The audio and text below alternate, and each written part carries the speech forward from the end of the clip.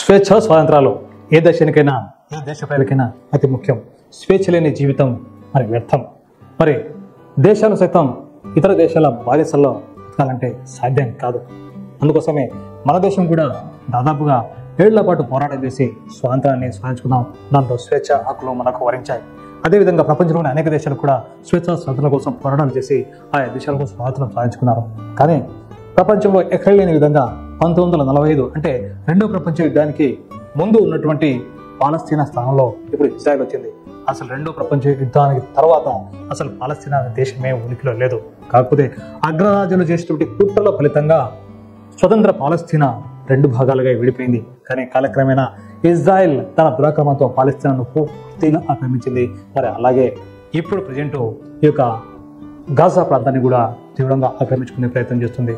ఇక్కడ ఇజ్రాయెల్ పాలస్తీనా మధ్య యుద్ధం జరగబట్టి దాదాపుగా 2 సంవత్సరాలు దగ్గరగా వస్తున్నాయి. అంటే ఇక 10 రోజులు ఉంటే 2 ఏళ్ళు పూర్తవుతుంది. అంటే 24 నెలల పాటు ఈ యొక్క యుద్ధం జరుగుతుంది. ఈ యుద్ధంలో ఎంతో మంది పౌరులు, సామాన్యులు, చిన్నారులు, వృద్ధులు ఎంతో మంది ప్రాణాలు కోల్పోయారు. కేవలం ఇజ్రాయెల్ యొక్క దురాగతం, ఇజ్రాయెల్ యొక్క దురాక్రమణ, ఇజ్రాయెల్ యొక్క విద్వేష అహంకారం తదితర కారణాల కారణంగా ఈ యొక్క యుద్ధం ఇప్పటికీ కొనసాగుతుంది.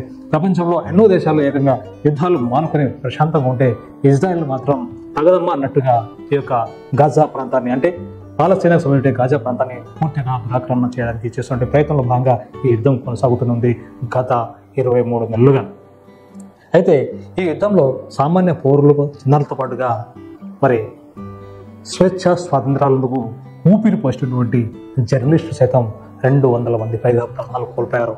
వీళ్ళు ఏ 2 యుద్ధంలోనూ ప్రమాదంలో చనిపోయారు. కేవలం ఇజ్రాయెల్ దురహంకారం, ఇజ్రాయెల్ దురాక్రమణ, ఇజ్రాయెల్ ఆక్రమణ దాడి కారణంగానే దాదాపుగా 200 మంది జర్నలిస్టులు ఇక్కడ చనిపోవడం జరిగిన నిజంగా విషాదకరం. మరి జర్నలిజం అంటేనే మరి ఎంతో ధైర్య సాహసాలు కూడుకున్నటువంటి వృత్తి. అలాంటి వృత్తిలో ఉన్నటువంటి ఈ యొక్క జర్నలిస్టులను ఇజ్రాయెల్ చాలా దారుణంగా హతమార్చింది. అంటే సాధారణంగా ఈ యొక్క యుద్ధ ప్రాంతంలో సమాచారం ఇవ్వడానికి అక్కడ వ్యవస్థ ఉంటుంది. మరి అక్కడే ఈ జర్నలిస్టులందరూ ఉన్నారు. అదే సమయంలో ఇజ్రాయెల్ పలుచోట్ల విధంగా దాడులు జరిపి అనేక మందిని పొట్టలు పెట్టుకుంది.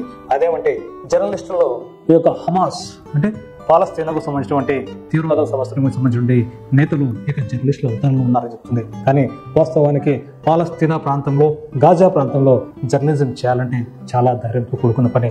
ఎందుకంటే అక్కడ ఎవరైనా సరే జర్నలిజం చేయాలంటే సాధారణంగా ఎవరూ ముందుకు రాదు. అత్యంత ధైర్య సాహసాలు ఉన్న వాళ్ళు మాత్రమే అక్కడికి వెళ్తూ ఉంటారు. ఈ నేపథ్యంలో ఈ యొక్క వార్తా సంస్థలు, ప్రపంచవ్యాప్తంగా వార్తా సంస్థలు అక్కడ ఉన్నటువంటి స్థానికులని ఈ యొక్క జర్నలిస్టులుగా ఎంపిక చేసుకోవడం జరిగింది. తద్వారా అక్కడ జరుగుతున్నటువంటి పరిణామాలు, విధ్వంసకాండ తదితర కార్యక్రమాలను మరి దేశానికి, ప్రపంచానికి మరి సమాచారాన్ని ఇవ్వడం జరుగుతుంది. అయితే ఈ నేపథ్యంలో మరి ఇజ్రాయెల్ తమ అనుమానిత ప్రాంతంగా భావించి పలు ప్రాంతాలపై దాడులు చేసి 200 మంది జర్నలిస్టులను పక్కన పెట్టుకుంది. బహుశా 2వ ప్రపంచ యుద్ధంలో కూడా ఇంతమంది జర్నలిస్టులు తమ ప్రాణాలు కోల్పోయారు. కానీ కేవలం ఇజ్రాయెల్ దురహంకారం కారణంగానే ఈ యొక్క పౌరులు ప్రాణాలు కోల్పోవడం జరిగింది. కాబట్టి ఈ 200 మందిలో చాలా మంది అమాయకులు కేవలం వృత్తి కోసమే మరి అక్కడికి వెళ్ళిన వారు ఉన్నారు. కాకపోతే ఇక్కడ మనం చెప్పుకోవాల్సిన విషయం అంటే ఓ తల్లి యొక్క ఆవేదన. ఒక తల్లి తన దేశం కళ్ళెదుట కుప్పకూలిపోతుంటే, తమ స్వర్గలోపం అనుకున్నటువంటి తమ దేశమే ఇలా విధ్వంసం జరుగుతుంటే మరి ఖచ్చితంగా అందైన శైలిలో తన దేశాన్ని రక్షించుకోవడానికి ఓ మహిళ ముందడుగు వేసింది. జర్నలిస్ట్ అవతారం ఎత్తింది.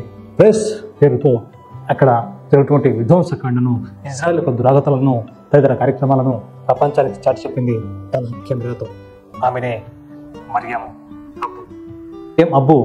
మరి ఎంతటి ధైర్య సాహసాలమైన అంటే ఆమెకు ఒక కుమారుడు కూడా ఉన్నాడు.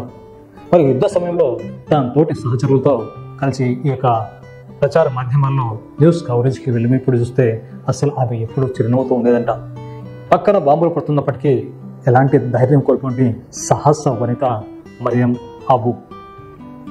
మరి అలాంటి మహిళ మొన్న ఆగస్టు 25వ తేదీన ఇజ్రాయెల్ జరిపినటువంటి బాంబు దాడిలో ప్రాణాలు కోల్పోయింది. ఆమెతో పాటు మరో 6 మంది ప్రాణాలు కోల్పోయారు. కాకపోతే ఈ 6 మందితో పాటుగా ఈమె కూడా ఈ యొక్క జర్నలిజం చేస్తూ అక్కడ వార్తలను కవరేజ్ చేస్తుంది.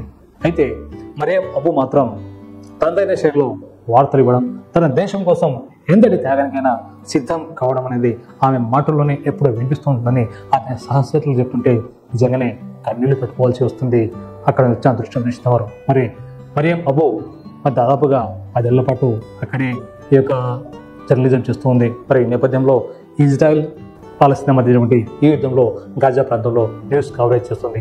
న్యూస్ కవరేజ్ చేసే సమయంలోనే మరి తనకు కుమారుడు ఉన్న విషయాన్ని కూడా తన సహచరులకు తెలియదు. కాకపోతే తన సహచరులు కలిసిప్పుడు మాత్రమే తనకు కుమారుడు ఉన్న విషయాన్ని ఆమె చెప్పింది. అయితే కుమారుడు మాత్రం రైట్స్ కుమారుడు పేరు.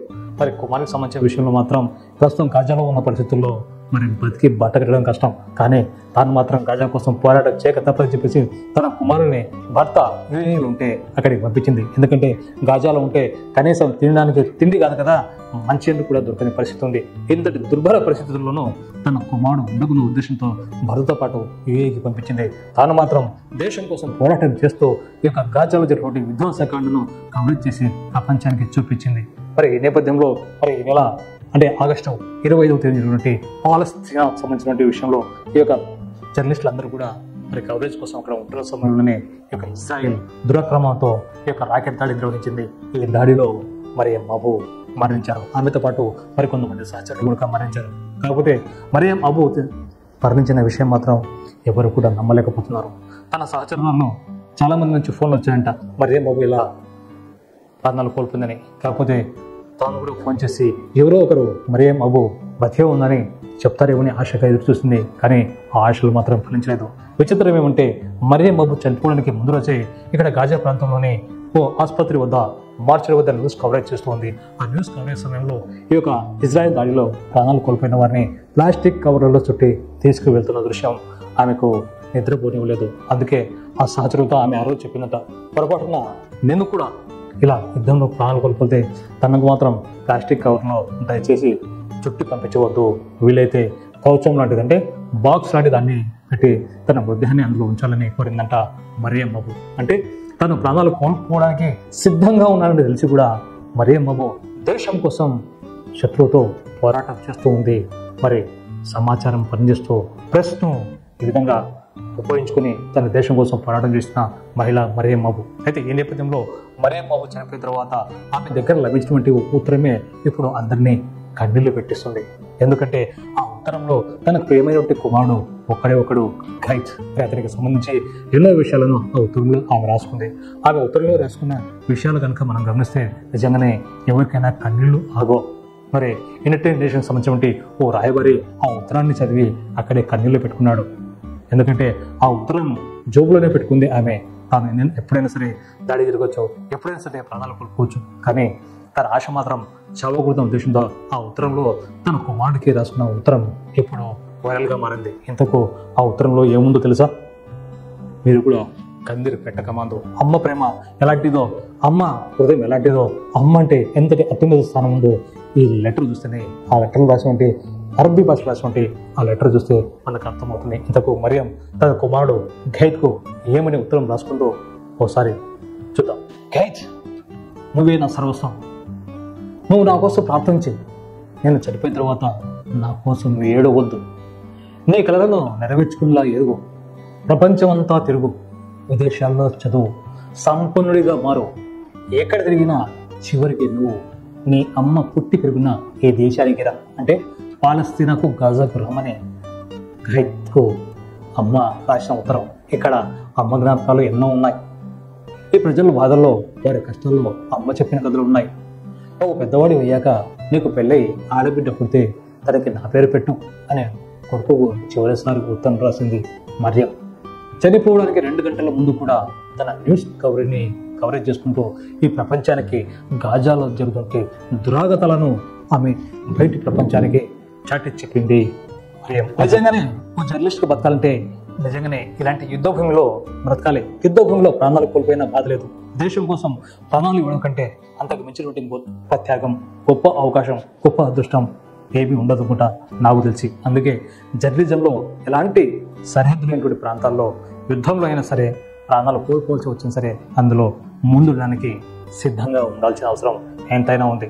దేశభక్తి విషయంలో ఎవరైనా సరే దేశం తర్వాతనే అంత. ఎందుకంటే మనం సినిమాల్లోనూ, పాటల్లోనూ, రచయితల మాటల్లోనూ వింటూ ఉంటాం. అదేమంటే నన్ను గన్న ఆవేశం నమో నమామి అంటాం. అలాగే